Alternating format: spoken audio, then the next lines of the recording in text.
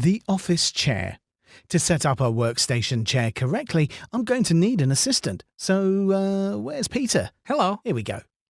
It's a great idea for you to set up your own chair as we go along. First of all, get your chair, Peter. Now, your chair must always be adjusted first. Getting the chair wrong will very quickly result in aches and strains.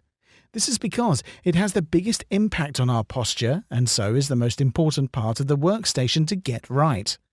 Your chair must be stable and allow you to move easily, with casters and a swivel action. Damaged chairs are not good at all. So take a look at your chair right now to make sure your chair is fit for use.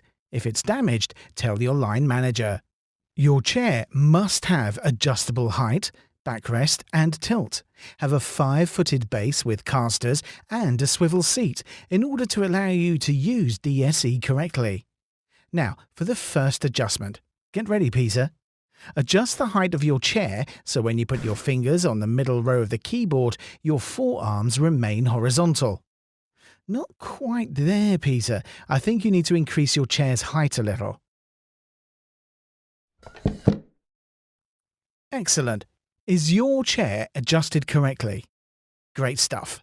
Next, your elbow joints should be at 90 degrees and held loosely by your sides. If your chair has armrests, these can usually be adjusted to help get this right. If your armrests cannot be adjusted or interfere with keying or working, speak with your line manager about changing your chair or removing the chair arms. There should be no angled wrists, so straighten it up, Peter. Perfect. Okay, let's move on to your feet. These must be flat on the floor, with your knees at just over 90 degrees.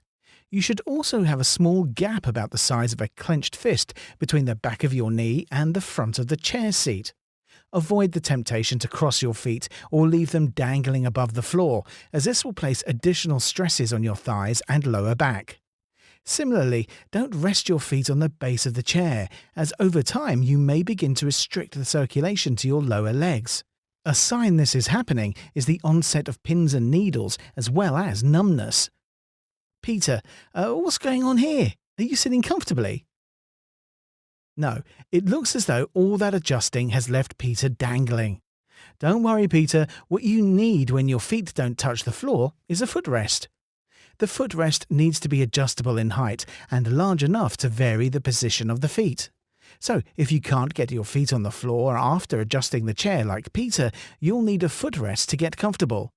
If this is the case, just speak with your line manager. That's better, Peter.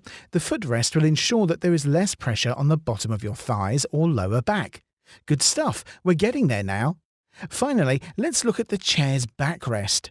This should be in an upright position and adjusted in height and tilt, so you can get good lumbar support to the lower part of your back.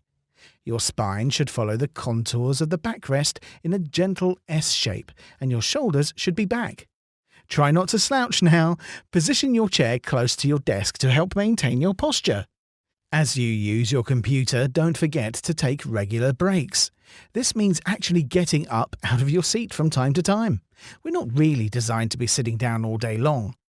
Taking frequent short breaks is better than infrequent long ones, so remember to work breaks into your daily schedule. If there's anything wrong with your chair or you can't get your position right, speak with your line manager, who will be happy to sort out any issue. At this point, I'd like you to get into the habit of regularly asking yourself a simple question. Are you sitting comfortably? Then I'll begin. No, wait, sorry. That is the question you need to ask yourself as often as you can whenever you are using your computer. Ask yourself, am I sitting comfortably? The more conscious we become of how we sit when using display screen equipment, the more likely we are to minimize or avoid risks. The reason I stress this is because as we focus on our work, we naturally forget how we are sat at our desk. Do you find that this happens to you?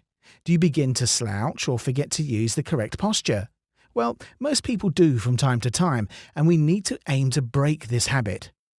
For example, it could be that you lean forward to see your screen. We'll look at setting up your screen next, but for now, make sure your chair is close to your desk.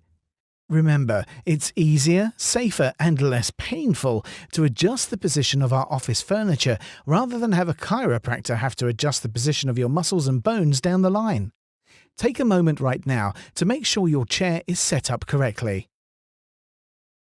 Great. Now you're sitting comfortably, let's move on to setting up your display screen.